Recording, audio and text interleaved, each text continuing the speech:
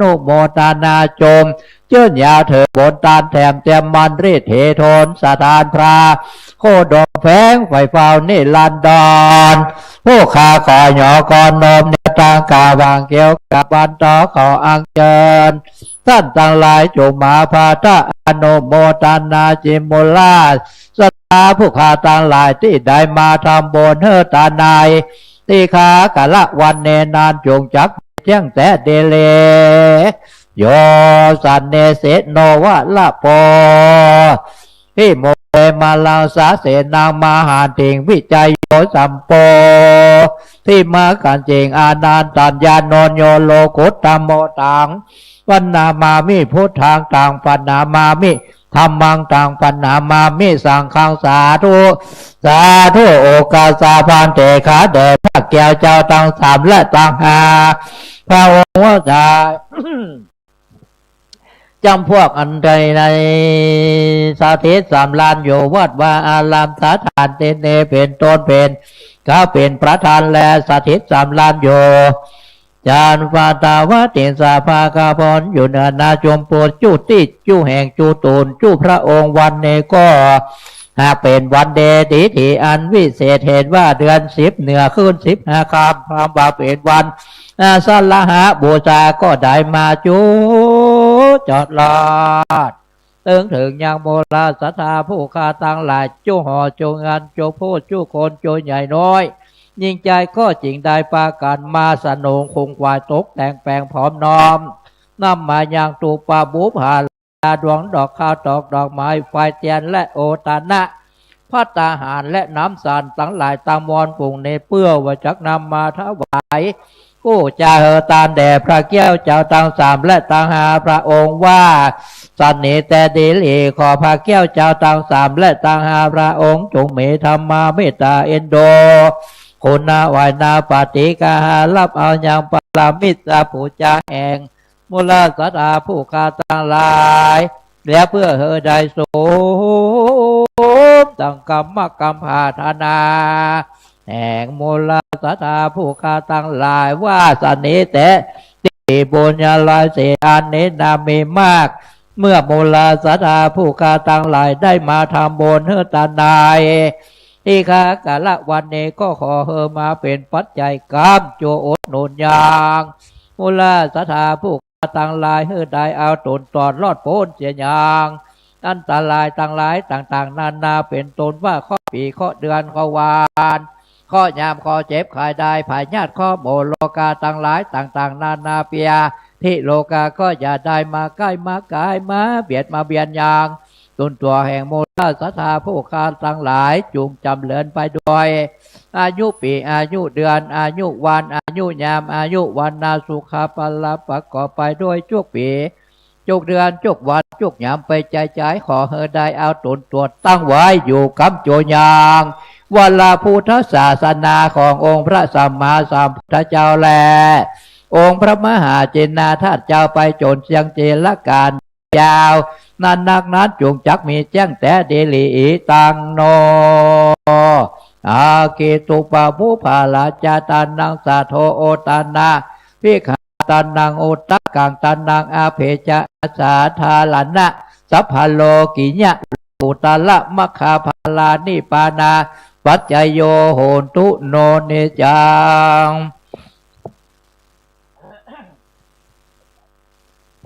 อิมินาสกาเลนะทางโพทางพิโพชยามาอิมินาสกาเลนะทางธรรมังพิโพชยามาอิมินาสกาเลนะทางสังฆังพิโพชยามาอะระหังสัมมาสัมพุทโธภควาโพธังภควันตังอภิวาเทมิสวากขาโตภควตาธัมโมธัมมังนามัสสามิสุปฏิปันโนภควโตสาวกสังโฆสังฆังนะมามิ หันธรรมยังพุทธัสสะภะคะวะโตบุพพะคานามะกาลังกะโลมาเสภาวะโตอะระหะโตสัมมาสัมพุทธัสสะนะโมตัสสะภะคะวะโตอะระหะโตสัมมาสัมพุทธัสสะนะโมตัสสะภะคะวะอะระหะโตสัมมาสัมพุทธัสสะหันธรรมยังพุทธาภิตุติงกะโลมาเอ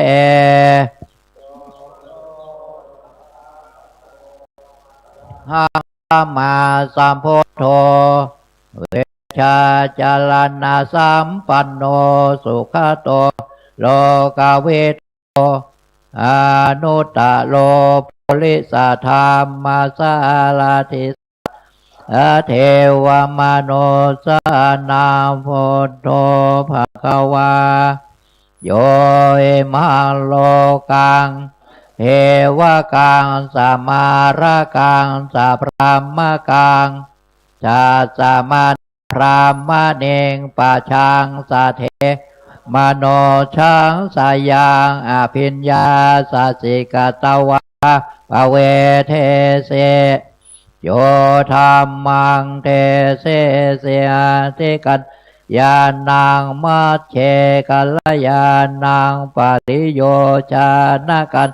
ยานังสัทธังสัพพยานสนังเก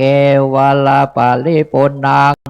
ทิโสทางพระมาจาริยังปากาเสเสอามาหังภะคะวันตังอภิปูทยามิมหังภะคะวันตังศีลาสานามามิทันธรรมยังธรรมาภิตุติงกะโลมาเส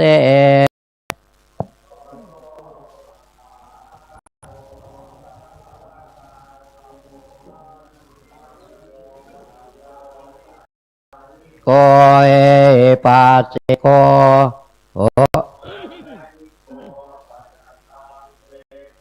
โอเวนโยเอมหังธรรมังอภิปูชยามิมหังธรรมังลาสานามามิหันธรรมยังสังฆาภิตุติงกะโลมาเสปันโนภะคะวะโตสาวกสังโฆโอสุปฏิปันโนภะคะวะโตสาวกสังโฆภะวะโตสาวกสังโฆสาเมจิปฏิปันโนภะคะวะโต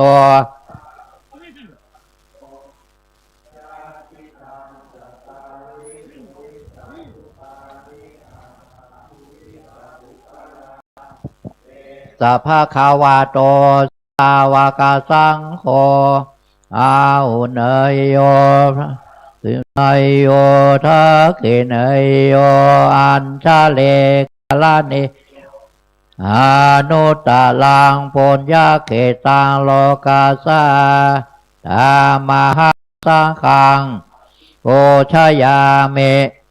มหังสังฆังศีลาสานามามินะโมตัสสะภะคะวะโต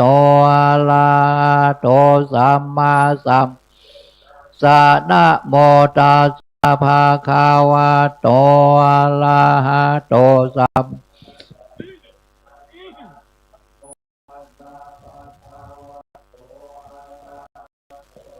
มาสัมพุทธัสสะพุทธังสารนังสามิธัมมังสารนังกัสสามิสังฆังนังกัสสามิโตเตยัมทังสารนังกัสสามิโตเตยัมเปธัมมังนังกัสสามิโตเตยัมปิสังฆัง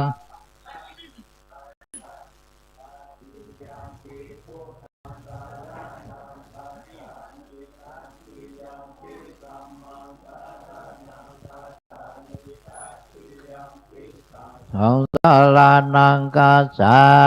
เมนะโมพุทธายะนะโม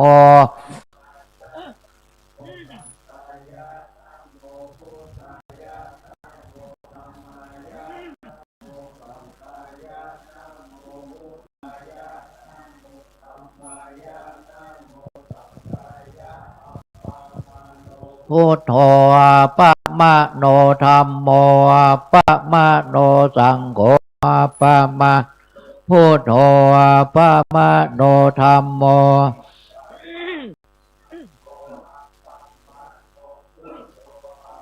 มะโนธัมโมปะมะโนสังโฆเมนาโถธัมโมเมนาโถสังโฆเมนามาทาดังเมนาทางกามาทานาตายากาทิโยเมนาโถพุทโธ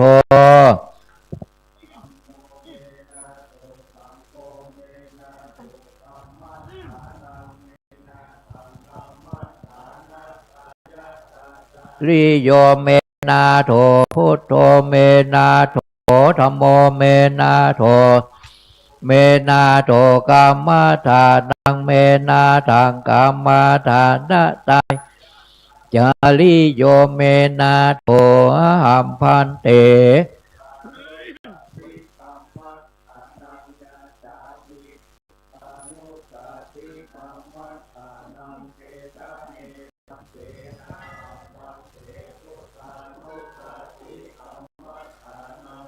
จะเมพุทธานุสาเตกามาทานังยะเมพันเตหัมพันเตนุสาเตกามาทานังจะเมพุทธานุสาเต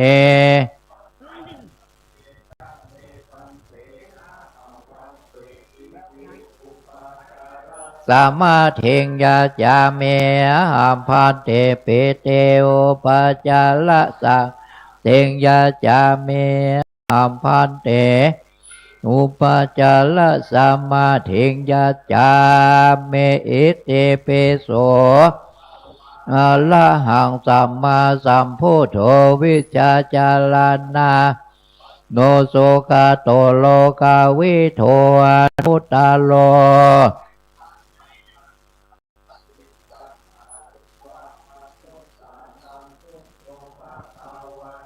สวาคาโตภาคาวาตาธัมโมสันเทธิโกกาลิโก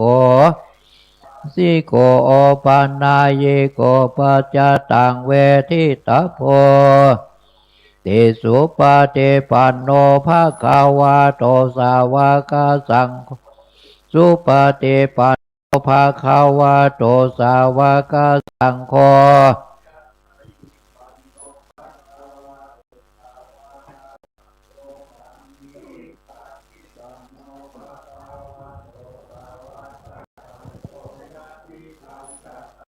โพลิสาโยคาเนอาตาโพลิสาปุคาลาขาวาโตสาวกสังโฆ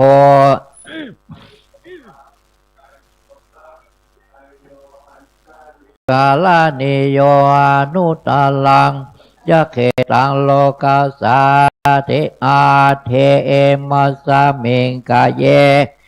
โลมานาคาทันตาตะโจมังสังนาโลอาเทเมนจังว่ากังหาทายายากานังกินโลมากังเปหากังสังอันตังอันตาคุณนางโอทาลิยังกาเลสังปิตังปิโปโลหิตังเสโทเมโทอาสุวัสสาคานิกาลาสิกาโมตังมัทธาเกมัทธาโลกันเตทาวาติงสกาลังนิจังทุกขังอนัตตาอาสุเจสุพังเอมังกัมมัตตาภาวเตจิลังวัตายังกายโยปัทเวงอาเทเสสะเตสุทโธเวญญาณโนนิลาตังวะคาเลงคาลังปัตเวทาโตเตโสทาโตวายโยตาโตโลภคันโทเวทนา ยาขันโทสังขาราขันโทวิญญาณขันโทปัญจขันโทอาสัตนิทาสังขารานิจจทุกขาอนัตตาวิปาเลนา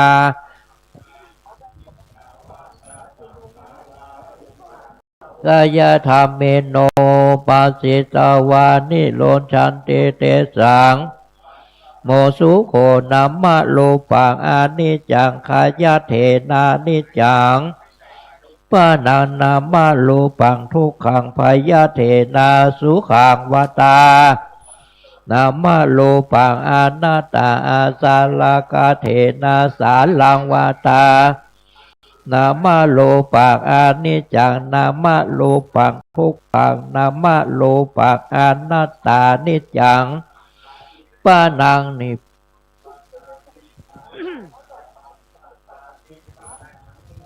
ทางสารังนิ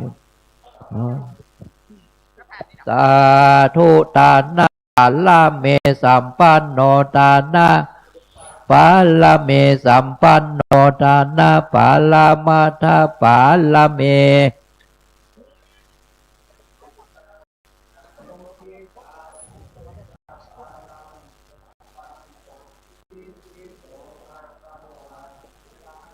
ลาเมสัมปันโนศีลาอุปปาลาเมสัมปันโนลามาทาปาลาเมสัมปันโนเมตตามุทิตาอุเบกขาปาลาเมสัมปันโนวิติปิโส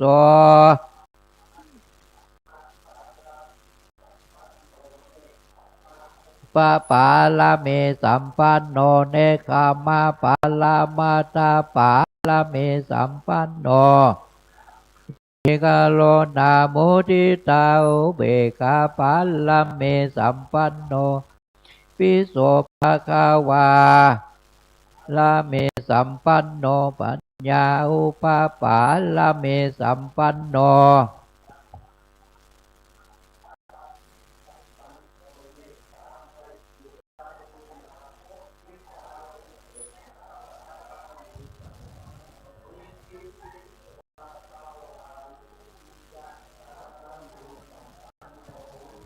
ยาอุปปาลาเมสัมปันโนเวเลยาปลามาตาปาลาเมลุนาโมทิตาอุเบกขาปาลาเมสัมวิติปิโสภะคะวะคันเตปันโนเตอุปปาลาเมสัมปันโนเมตตาไมเตกาโลนาโมทิตาอุเบกขาปาลาเมสัมปันโนปิโสภะคะวะสัจจะปาลาเมสัมปันโนสัจจาลาเมสัมปันโนสัจจะปาลามัทธปาลาเมเมตตาไมเต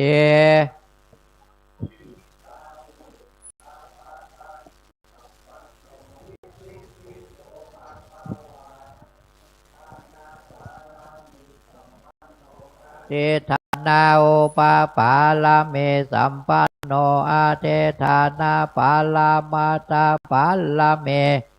โนเมตตาไมเตมุทิตาอุเบกขาปาลาเมสัมปันโนอิติปิโสภะคะวาลาเมสัมปันโน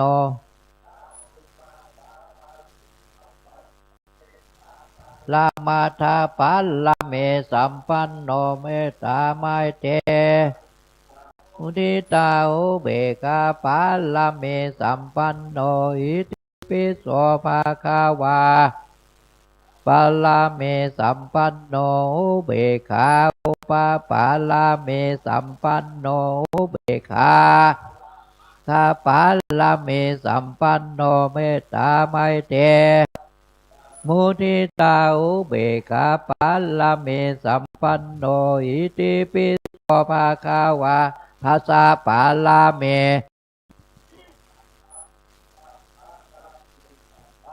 ทัสสะปาลามาทาปาลาเม โนเมตตาไมเตกาโลนาอุเบกขาปาลเมสัมปันโนอิติปิโส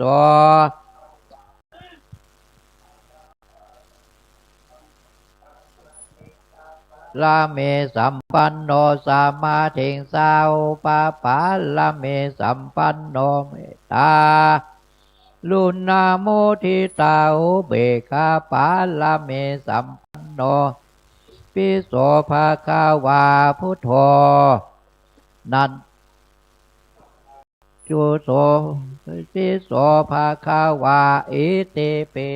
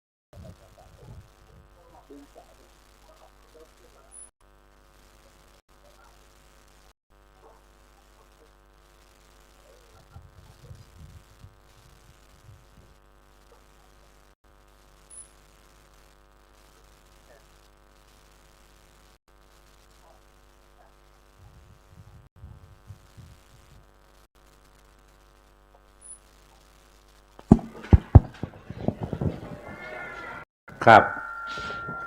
ขณะนี้กำลังตักบาตรในมหาในสาไม่สักนะครับวันนี้เราให้รับเมตตาจากหลวงพ่อเจ้าอาวาสเรานะครับท่านเจ้าคุณสุวรรณเมธีด็อกเตอร์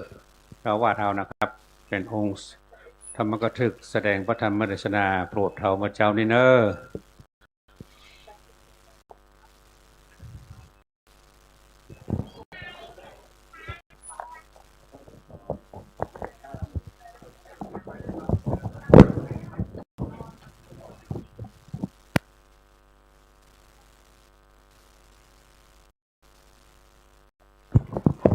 วันนี้เราจะรับศีลบุญธรรมาสนะครับวันนี้ก็บัญญัติ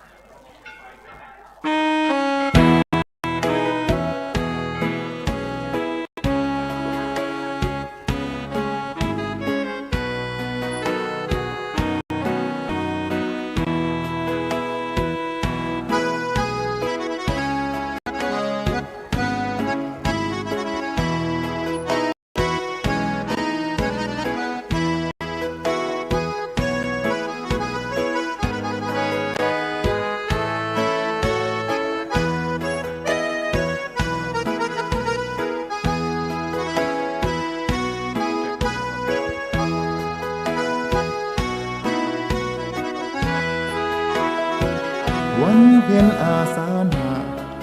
เป็นวันพระครบ3 ไตรเวียนมาข้าขอกราบไหว้ระลึกไว้ในป่าแห่งนั้นอิสิปัตนา ครับ มารึกคทาย แล้วก็ทั้งหลาย กราบพร้อมเดียวกันครับเด้อกราบหนึ่ง พระทรงทันในป่าแห่งนั้นเปล่งประกายพินาสกาเลนาทางโพธางอภิโภชยามาอินาสกาเลนะทางธรรมังอภิโภชยามาอิมินาสกาเลนะทางสร้างฆาอภิโภชยามาอหังสัมมาสัมพุทโธภะคะวาโพธังภะคะวันอภิวาเทมิสวากขาโตภะคะวะตาธัมโมธัมมังนามัสสามิสุปฏิปันโนภะคะวะโตภวกสังโฆสังฆังนามามิ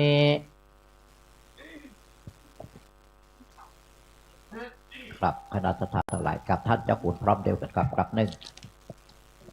กลับสองกลับสามมะยังพันเตเตสาระเดนาสาหะ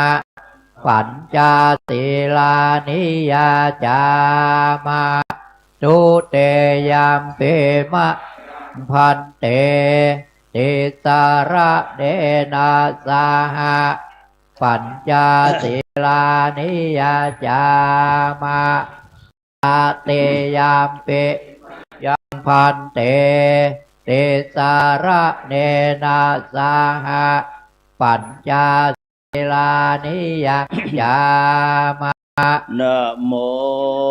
ตัสสะภะคะวะโตอะระหะโตสัมมาสัมพุทธัสสะนะโมตัสสะภะคะวะโตอะระหะโตสัมมาสัมพุทธัสสะนะโมตัสสะภะคะวะโตอะระหะโตสัมมาสัมพุทธัสสะนะโมตัสสะภะคะวะโตอะระหะโตสัมมาสัมพุทธัสสะนะโมตัสสะภะคะวะโตอะโตสัมมาสัมพุทธัสสะนะโมตัสสะภะคะวะโตอะโตสัมมาสัมพุทธัสสะพุทธังสรณังคัจฉามิ พุทธังสรณังคัจฉามิ ธัมมังสรณังคัจฉามิ ธัมมังสรณังคัจฉามิ สังฆังสรณังคัจฉามิ สังฆังสรณังคัจฉามิ ทุติยัมปิพุทธังสรณังคัจฉา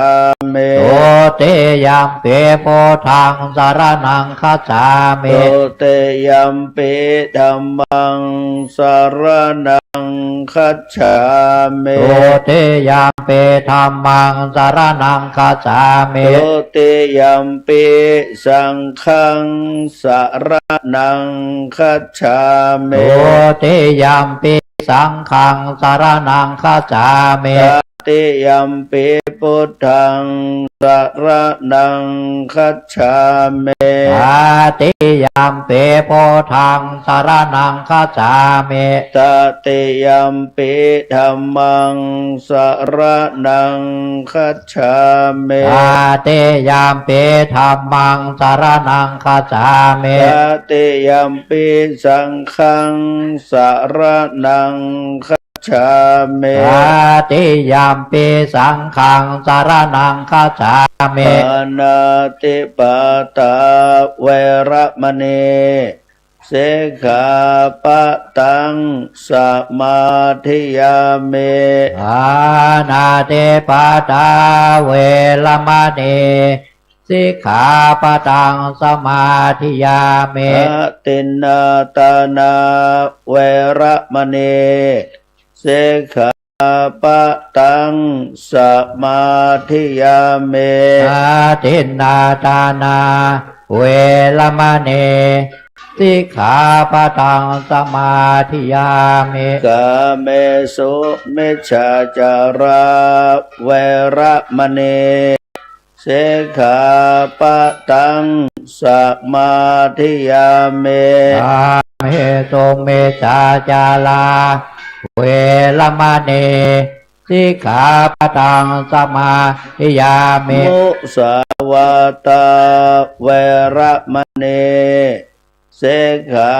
ปะทังสมาธิยามิ โมสาวาทาเวรมณีสิกขาปะทังสมาธิยามิ สุราเมรยามัชฌะปมาตฐานะเวระมณีสิกขาปะทังสมาธิยามิ โสลาเมลายามาชาปามาตาฐานาเวรมณีสิกขาปะทังสมาธิยามิ อิมาเนปัญจสิกขาปัฏฐาเนเสเลนะสติงยันเต สาธุ เสเลนะโภคะสัมปตา สาธุ เสเลนะเนโปติงยันเต สาธุ ตัสสมาสีลังบิโสทะเย อามาพันเตปรามาจาโลกาธิปาเทสหัมภาเทกัดอัญชะเลอันทิวาลังอัญญาจาทาสันเทธาสัตตปรัสสกาสาสิกาเทเสตุธรรมังอนุกัมปิมังปะชาง นะโมตัสสะภะคะวะโตอะระหะโตสัมมาสัมพุทธัสสะนะโมตัสสะภะคะวะโตอะระหะโตสัมมาสัมพุทธัสสะนะโมตัสสะภะคะวะโตอะระหะโตสัมมาสัมพุทธัสสะปูชาจะปูชานิยานังเอตัมมังคัลมุตตมันตีณโอกาสบัดนี้จักได้ชี้แจงแสดงพระธรรมเทศนาพรรณนาถึงศาสนธรรมคำสอนแห่งองค์สมเด็จพระชินวรสัมมาสัมพุทธเจ้าเพื่อเป็นการประคับประคองฉลองศรัทธาแล้วจะได้น้อมนำเอาธรรมะมาเป็นหลักการดำเนินชีวิตประจำวันตามสมควรแก่เวลาจะเอามือลงบนตักก็ได้ เนื่องด้วยในวันนี้เป็นวันสำคัญอีกวันหนึ่งเรียกว่าเป็นวันหนึ่งในวันบูชาซึ่งวันบูชานั้นตั้งแต่มีวันมาฆบูชาวันวิสาขบูชาและก็วันนี้เป็นวันอาสาฬหบูชาและก็เป็นวันวัดสูปนยิกาเป็นวันเข้าพรรษาเราท่านทั้งหลายจึงได้มีความตื่นตัวตื่นใจในการที่จะรำลึกนึกถึงพระสัมมาสัมพุทธเจ้าวันนี้เป็นวันบังเกิดขึ้นแห่งพระสังฆรัตนะเป็นวันที่พระพุทธเจ้าได้นำเอาพระธรรมจักรปวัตตนสูตรได้มาแสดงเป็นกันแรกซึ่งได้พระธรรมจักรปวัตตนสูตรนั้นพอเทศแล้วพระโกณทัญญะท่านโกณทัญญะซึ่งเป็นนักบวชยังไม่ได้ชื่อว่าเป็นภิกษุเป็นอะไรต่างๆเป็นนักบวชเป็นบรรพชิตหลังจากที่พระพุทธเจ้าได้บำเพ็ญมาเป็นถือเป็นนักบวช แล้วก็ได้ประพฤติปฏิบัติธรรมและจนได้ตรัสรู้เป็นพระอนุตตรสัมมาสัมโพธิญาณจากนั้นพระพุทธเจ้าก็ไปเสวยวิมุตติสุข49 วัน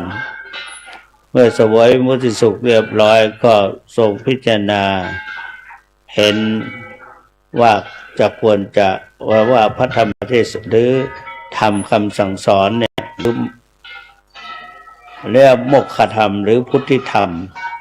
ที่พระพุทธเจ้าได้ตรัสรู้เป็นสิ่งที่ยากกว่าจะได้บำเพ็ญเป็นพุทธเจ้าก็ต้องบำเพ็ญมาถึง4 อสงไขยยิ่งโดยแสนหลายกันแม้แต่พระชาติสุดท้ายก็6 ปีเกือบจะเอาชีวิตไม่รอดต้องบำเพ็ญก่อนที่นั้นต้องบำเพ็ญพระชาติสุดท้ายก็จนเป็นบริจาคมหาทานถึง5 ประการด้วยกันเรียกว่าทานปริจาคะอย่างที่เราใส่บาตร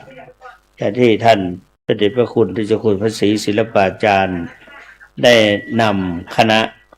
พระภิกษุสามเณรได้ออกมาทั้งหมดทั้งมวลนี้ก็ทำตามแบบเจริญรอยตามหลวงปู่ว่าเจริญรอยตามรอยแห่งพระอริยเจ้าไม่ลบรอยแห่งพระอริยเจ้าก็ได้มาบิณฑบาตสืบเนื่องมาก็ตอนที่พุทธเจ้าเสด็จ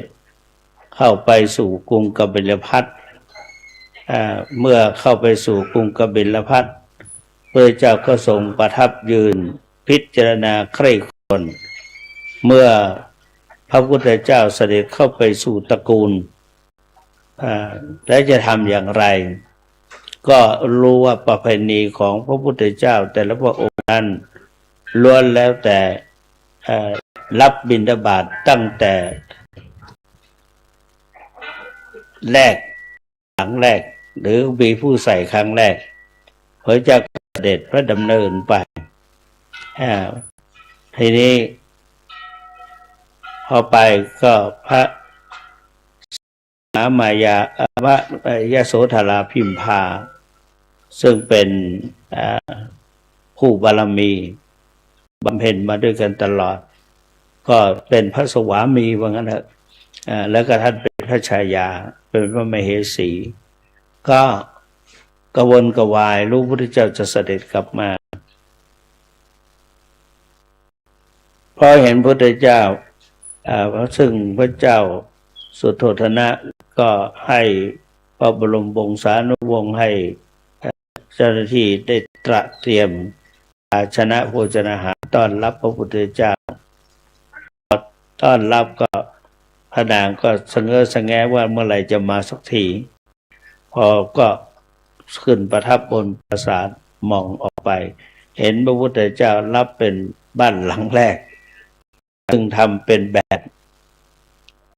ยาจกสมัยก่อนยาจกวัติภพต่างๆซึ่งคนขอทานได้ยึดถือมาก็เสด็จวิ่งไปทูลพระเจ้าสุโธทนะพระเจ้าสุโธทนะก็เสด็จออกมาต้อนรับแล้วก็ไม่พอใจไม่พอพระทัยทำให้อับอายขายหน้า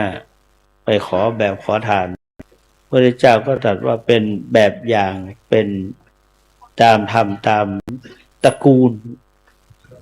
ก็ต่อว่าอย่างแรงประชดอย่างแรงใช่สิตระกูลของเราตั้งแต่พระอัยกาพระปิตุลามาก็ขอกินกันมาทั้งนั้นเนี่ยพระเจ้าก็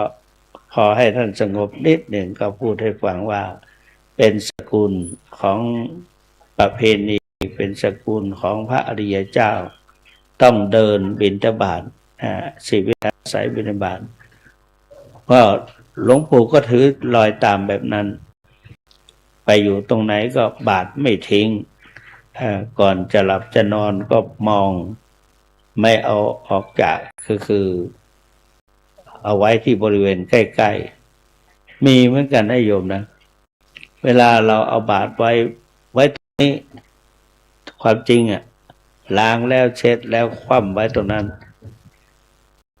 พอจะไปบิณฑจริงๆให้เอาไว้ตรงไหนเนี่ยหาไม่เจอเงี้ยกุ้มใจเหมือนกันนะแต่บางทีเอาฝาไว้ที่หนึ่งตัวไว้ที่หนึ่งเวลาก็เรื่อยๆก็หาบาตรไม่เจอก็โอ้เนี่ยเราก็มานึกถึงคำสอนไม่น่าล่ะ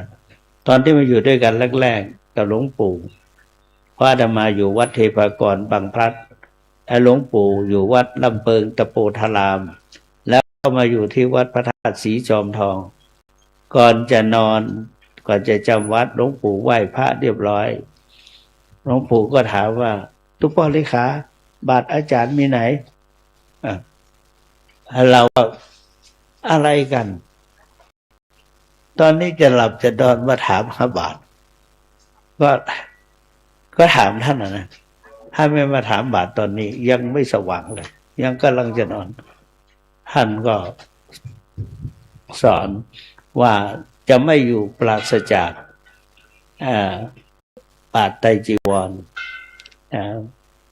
ก่อนจะหลับจะนอนเป็นของท่านโบราณว่าให้เอาไว้เหนือศีรษะกราบบาตรเพราะว่าชีวิตพรุ่งนี้เช้าจะได้ออกบิณฑต้องออกบิณฑบาตพออยู่มาเราก็มาประพฤติปฏิบัติจริงๆอันเนี้ยที่หลวงปู่สอนเราหรือไม่ได้สอนเราก็ข้างกระทำของท่านนะแต่เราก็เห็นว่าเวลาบางครั้งญาติโยมรอนานถามท่านทำไมมาช้าตื่นสายเลยที่จริงไม่สายหรอกเราเอาบาตรเอาไว้คนละทิศคนละทางนี้เอาไว้ตรงมุมนี้อย่างเงี้ยเดี๋ยวเขาเก็บไม่ได้เก็บลืมไปก็ลุงเช้ามาหาไม่เจอฝามันไปที่หนึ่งบางทีก็อะไรวางทับไว้หนังสือทับไว้ยุ่งกันใหญ่เลยวันนั้นเกือบจะไม่ได้บินนะอันเนี้ยก็พระเจ้าก็ว่าเป็นพุทธประเพณีตั้งแต่นั้นก็บิณฑบาตแล้วก็วันนี้เป็นวันสำคัญอีกวันหนึ่งเป็นวันที่ชาวเหนือเนี่ยใส่บาตรอุปคุตไม่ใช่ชาวเหนืออย่างเดียวนะคนมาจากกรุงเทพสมุทรปราการขึ้นมาวัดพระธาตุหดิปุญชัยมาเช่าบ้านเช่าคืนเดียวเนี่ยเพื่อมาใส่บาตรอุปคุตเมื่อคืนนี้จะมาไปดูก็ว่าลองไปดูสิใส่บาตรอุปคุตแต่ว่าตีหนึ่งพระอุปคุตนี่มีความสำคัญเราจะจัดงานทุกสิ่งทุกอย่างก็ต้องไปอัญเชิญพระอุปคุตมารักษางานแล้วที่ว่าใส่บาตรกันเช้าเนี่ยเพราะมีความเชื่อว่าพระผู้ปฏิบัติดีปฏิบัติชอบออกจากนิโรธสมาประวัตินะประวัติพระอุปคุตเนี่ยเข้านิโรธสมาบัติเข้านิโรธสมาบัติ7 วัน 7 คืนไม่หิวผู้ที่เข้านิโรธสมาบัติเนี่ยบางท่านนี่มันชื้นใช่ไหมระยะเนี้ยบางท่านก็ไปนั่งแล้วบางที่มันชื้นปวกขึ้น7 วันปวกขึ้นเหมือนกับญาติโยมปล่อยให้กระท่อมนาหรืออะไรล้างหรือกุฏิล้างปวกมันจะขึ้นมาโอ้ไวจังเลยทำเป็นจอมปลวกนี่มันเห็นพระนั่งเงียบเข้านิโรธสมาบัติมันก็จีวรมีเนี่ยก็ขึ้นมาก็เข้ามาจนมิดฆ่าไม่ตายขายไม่ขาดเผาไม่ตายพอออกมาแล้วก็ท่านก็รู้ว่าโอ้ขึ้นมาเต็มเนี่ยเราอยู่ในจอมปลวกเสียแล้วก็อธิษฐานแผ่เมตตาพวกเหล่านั้นก็ลงไปอยู่ข้างท่านก็ใช้อิทธิวิธีแสดงฤทธิ์ได้ทำให้จอมปลวกนั้นดินนั้นเกิดหลุดลุ่ยเป็นผงออกจาก สรีระท่านไป แต่ว่าผ้าไม่เหลือหรอแล้วปลวกกินหมดถ้าถึงกับห่มใบไม้ใบหญ้าบ้างอะไรอย่างนี้ก็มีประวัติแต่ว่าอุปคุตไม่ใช่นะเอาอุปคุตนี้ท่านก็เข้านิโรธสมาบัติพอเข้านิโรธสมาบัติพอออกมาแล้วนี่ตอนที่อยู่ในนิโรธสมาบัตินั่นน่ะ7 วัน 7 คืนนะจะไม่หิวไม่อะไรเนี่ยก็มีสุขสุขเกิดจากการประพฤติปฏิบัตินะมีปีติเป็นภาษามีความอิ่มเอิบแต่พอออกแล้วเนี่ยโอ้โหอย่าบอกใครเชียวหิวซะจนพอได้ใครได้ถวายอะไรตอนนั้นอานิสงส์จะแรงภายใน7 วันน่ะแม้แต่ยาจกวันที่พกคนขออธิษฐานเป็นเจ้าฟ้าเจ้าแผ่นดินก็จะมีเหตุการณ์เป็นเปลี่ยนแปลงเปลี่ยนไปในสมัยแต่ก่อนก็มีกษัตริย์ผู้ไม่มีศีลไม่มีธรรมก็สิ้นถึงแก่วอดวายแล้วก็เขาก็ไปเชิญผู้ที่ได้ทำบุญนะผู้ที่ได้ทำบุญนั้นตามประวัติพระอุปคุตออกจากนิโรธสมาบัติก็ต้องมองถึงความพร้อมตามปกติพระผู้ออกจากนิโรธสมาบัติมหากัสสปะพระมหากัสสปะก็ตามใครก็ตามว่าออกจากนิโรธสมาบัติก็จะต้องตรวจดูเราจะไปดูใครดีนะจะไปโปรดใครนะก็ต้องมีความผู้ที่จะได้คุณธรรมอันนี้จะได้อานิสงส์อันนี้จะได้บุญเพราะอย่างนี้จะได้โชควาสนาก็ต้องเป็นผู้มีความพร้อมที่จะไปโปรดจากไกลแสนไกลท่านก็จะแสดงคือถ้าท่านไปให้ท่านมีฤทธิ์ท่านไปด้วยไปไหวไปโปรดได้เช่นพระทักขิณโมลีธาตุเนี่ยที่จะมาอยู่ในพญาอังครัฐะมีความปรารถนามีความประสงค์อยากจะเฝ้าพระพุทธเจ้าได้ตั้งสัจจาธิษฐานและประพฤติปฏิบัติชอบได้รักษาศีลภาวนาคือตั้งใจอธิษฐานทำความดีไม่กี่ปีก็ปรากฏว่าพระพุทธเจ้าตอนที่จะสว่างนี้พระพุทธเจ้าจะแผ่คือพยานเปล่งว่าวันนี้จะไปโปรดใครปรากฏว่าพญาอังครัฐะไปปรากฏในเครือข่ายยานจึงได้ให้พระมหาโมคคัลลานะพร้อมด้วยพระอริยสงฆ์อีก4 รูปมาโปรดตามประวัตินะมาโปรดเราเมื่อพระมหาโมคคัลลานะมาโปรดยิ่งทำให้องค์มีปีติมีกำลังใจมีความหวังเต็มเปี่ยมที่จะได้พบกับพระสัมมาสัมพุทธเจ้าพระพุทธเจ้าจะเมตตาได้มาโปรดก็ปฏิบัติใหญ่เลยเพราะฉะนั้นเสร็จเรียบร้อยก็ไม่ช้าไม่นานพระพุทธเจ้าก็เสด็จมาซึ่งท่านฝันถึง2 ครั้งครั้งแรกฝันหงส์5 ตัวบินมาต่อมาฝันช้างเผือกบินมาก็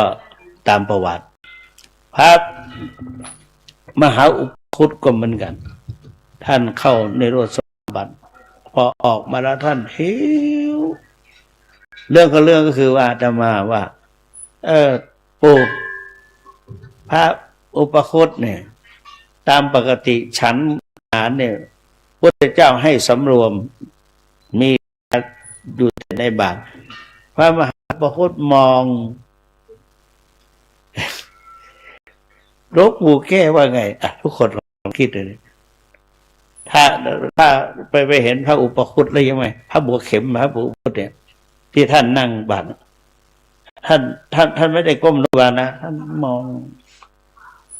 แล้วมือของท่านล้วงในบาตรแล้วท่านมองให้รู้เปล่าว่าทำไมท่านมาทำงานนี่อาตมาเรียนมาจนถึงประโยคปท.7ไม่รู้ ได้หลวงปู่มาแก้พระเนี่ยก็ยังไม่ใช่รู้นี่เปิ้นพอเวลามันเปิ้นพอเวลาได้บุญแล้วหรือยังเนี่ยเพราะเปิ้นบินตอนเช้าตอนตีสี่พอบินมาแล้วก็เนี่ยก่อนจะฉันท่านมันนั่งหิวหิวก็ต้องมีสติกำลังจะล้วงกำลังจะอ้าปากฉันจะล้วงมาฉันเท่าไหร่ได้เวลาแล้วยังมันมีอะไรแฝงอยู่นะที่ท่านสร้างไว้เนี่ยอะไรมาไปเรียนถึงกรุงเทพนี่ไหนไม่รู้มารู้เอาที่หลวงปู่พระมาไปเห็นที่หออันนี้ใครมานั่งอยู่ตรงนี้เพราะตอนนั้นไปเดินจงกรมมาอยู่ใหม่ก็ไปเห็นเข้าพอดีใครมานั่งอยู่ตรงนี้ไปมองดูอ๋อพระอุปคุตเพราะเขาเขียนไว้ข้างล่างพระอุปคุต เนี่ยท่านก็ออกมาทีนี้มาบิณฑบาตเนี่ยตอนนั้นท่านหิวเกินไปท่านก็